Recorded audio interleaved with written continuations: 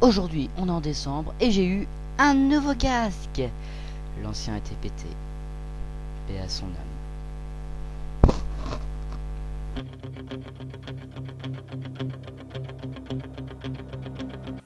Salut tout le monde, c'est Nolano. Aujourd'hui, comme je l'avais promis dans le dernier test, je vais tester un jeu un peu plus sérieux que les aventures de Porcinet. C'est pour ça qu'aujourd'hui, je vais tester The Terminator sur Mega Drive, sorti en 93, édité par Virgin Interactive et développé par Prop Software. Ah, et le t-shirt du jour est la tête de mort, qui signifie que je ferai un game over. Alors avant de commencer ce test, je suis obligé de faire une parenthèse qu'a déjà fait le jour du grenier, c'est que toutes les adaptations des films de Schwarzenegger étaient de sacrées arnaques. Et le problème, c'est que The Terminator ne fait pas exception à la règle. C'est dommage, car le film est génial. Je ne l'ai jamais vu, mais il doit être génial. Mais bon, comme ceux qui ont fait les jeux de Schwarzy l'ont prouvé, on peut facilement transformer une mine d'or en un simple morceau de cuir. Et je vais le prouver.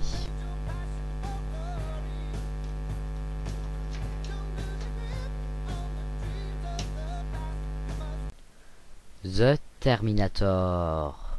Tiens, au passage, pourquoi The Terminator? C'est pas censé être Terminator tout court?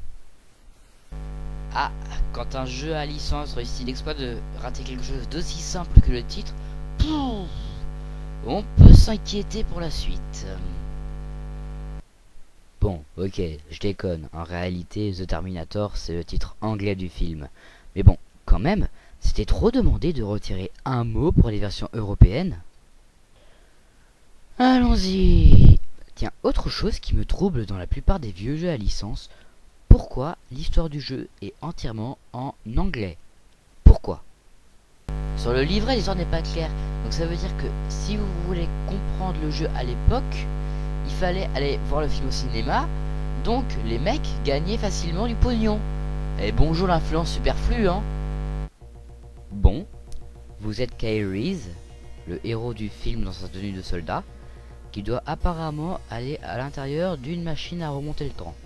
Bon, cool, je commence au premier niveau, je me fais bien accueillir. C'est quoi ça? Bon, je veux bien que c'est de la dynamite, mais c'est un item ou un piège? Hein? Mais...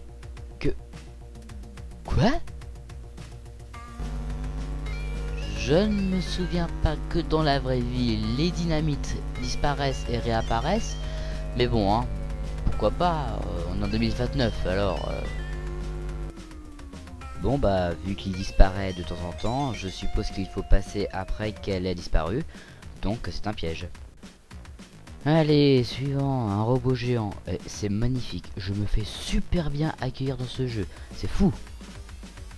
Bon bah, hein, je lui balance des grenades, hein, vu que c'est la seule arme que j'ai actuellement.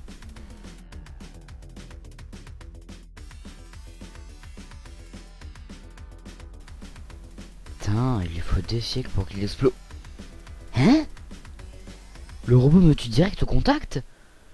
Putain de mercredi de la semaine de décembre. Je m'arrête ici 30 secondes. Quand vous mourrez dans un jeu vidéo, vous vous dites par réflexe, bon bah c'est pas grave, j'ai perdu une vie. De toute façon je joue pas à Spirou, donc c'est pas grave.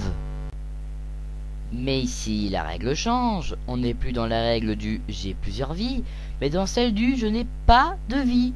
Vous n'avez aucune vie dans ce jeu. Aucun continu, aucun mot de passe, aucun checkpoint, rien. Juste une barre de vie unique à tout ce jeu de merde. Mais ce jeu a osé ne mettre qu'une seule vie au héros. Mais c'est se foutre de la gueule du monde. Je vous jure, cette barre de vie jaune là, vous n'allez pas la quitter des yeux de tout le jeu. Parce que attends, hein, non seulement ce jeu on n'a qu'une barre de vie de tout le jeu, mais en plus ce jeu intègre le paradoxe de la pizza de Tortue Ninja.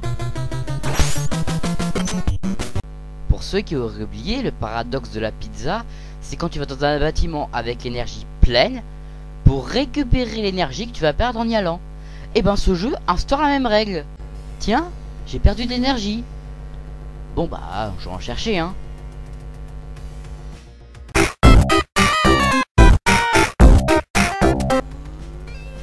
Allez, putain de merde, mais donne-moi de l'énergie, j'en ai besoin. Oh oui, oui, oui, j'ai récupéré l'énergie que j'ai perdue en l'affrontant. Wouh! Tiens, j'ai perdu de l'énergie. Bon bah, je vais en chercher, hein. Etc, etc, etc. Bon, je recommence. Je casse la gueule au robot. J'évite une attaque aérienne de 2 avions sauvages qui me harcèlent en chiant plein de bombes inévitables. Voilà. Eh bé. Purée, le mur il veut pas se péter, c'est quoi ce bordel?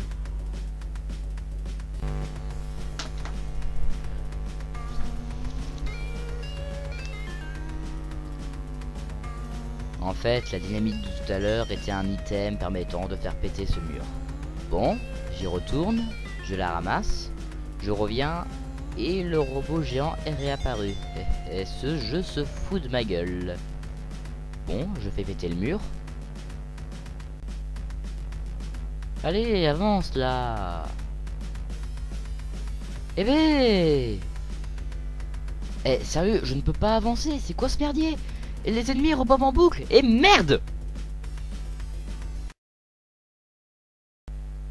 Dans les options, vous pouvez changer la difficulté. N'oubliez surtout pas de mettre le mode facile, car il est impossible de finir le premier niveau avec les difficultés supérieures, car votre seule arme sont des grenades de merde super lentes, pas précises et pas puissantes. Et vu que les ennemis ont 28 000 points de vie, on n'a pas le choix de changer de la difficulté. Mais quand tu mets le mode facile, tu trouves une mitraillette au sous-sol et là, mais pff, le jeu devient enfin un vrai plaisir à jouer. Ouais. Dites bonjour au grand mécanicien de ma part au paradis des boîtes de conserve, voilà. Bon, la suite, vous êtes à travers un labyrinthe plein de cul-de-sac et vous arrivez à la machine à remonter le temps. Et là, il y a un problème. L'engin tire plein de lasers.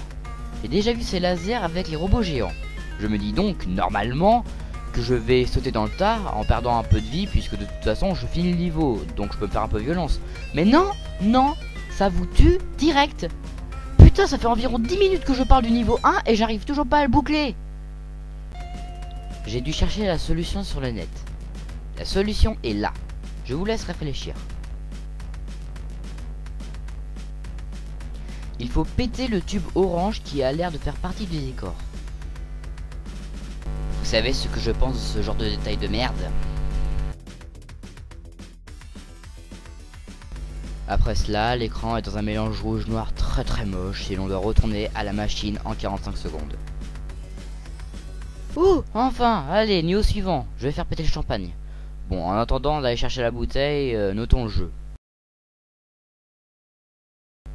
Bon, le jeu est très dur, très dur. On n'arrête pas de crever, on ne sait pas vraiment comment. Bon, heureusement que l'histoire suit le film et rattrape la note. Allez, disons 1 sur 4. Le perso est immaniable. Kyle fait des sauts, mais on dirait une planche de bois. Et puis, bonne chance pour viser avec les grenades, hein. Ah non, franchement, je suis désolé, je ne peux pas mettre de points. Franchement, 0.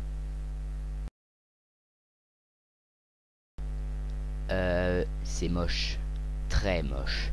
Même pour de la Mega Drive. Allez, je suis joueur. Allez, disons 1 sur 4. La musique, nul à chier.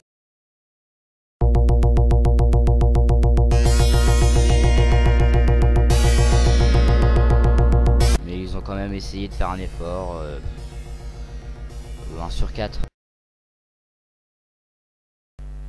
Alors là, on atteint des sommets. Une seule vie. Et selon le livret, il n'y a que 4 niveaux, soit environ 20 minutes pour finir le jeu, si on ne compte pas les énièmes fois où l'on crève. Même Star Fox 64, qui fait partie de mes jeux les plus courts, se finit en 1 heure. Là, que 20 minutes. Et franchement, 0 si ce n'est -1. Allez, puis merde, j'ose, -1.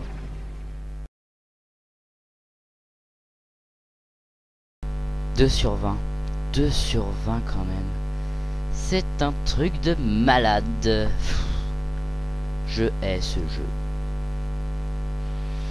Bon.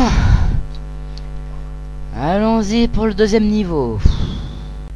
Alors, second niveau, on est en 1989 où le héros se déguise en savant fou et a un fusil à pompe pas très efficace et traverse la ville pleine de brigands qui nous balancent des bouteilles en feu et des policiers immortels. C'est normal. On arrive à un bar où il y a Terminator, je lui tire dessus en évitant tous ses tirs. Ok, il s'évanouit. Il se réveille. Je crois qu'il faut sauter au-dessus de lui. Allez, j'arrive pas à sauter au-dessus de lui là et... Quoi? Il me tue direct quand il est debout. Oh non, c'est pas vrai. Quand même, gâcher un si mauvais film avec un si bon jeu. Attends, j'ai pas inversé de mots là. Quand même, gâcher un si bon film avec un si mauvais jeu. Ça relate de l'exploit olympique. Ah, si seulement on avait des genres de robots qui se débarrassaient de tous ces vieux jeux à licence. Eh, mais j'y pense. Je suis un robot qui doit se débarrasser de tous ces vieux jeux à licence. Alors, si jamais un jour vous rencontrez un jeu à licence qui risque de gâcher votre journée, appelez-moi, pour moi.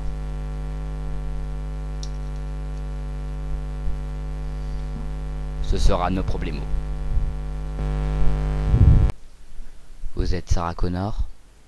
Non, moi c'est Terminator sur Mega Drive. The Terminator sur Mega Drive. Identification. Jeu à licence de merde ayant gâché le plaisir de tous les fans du film.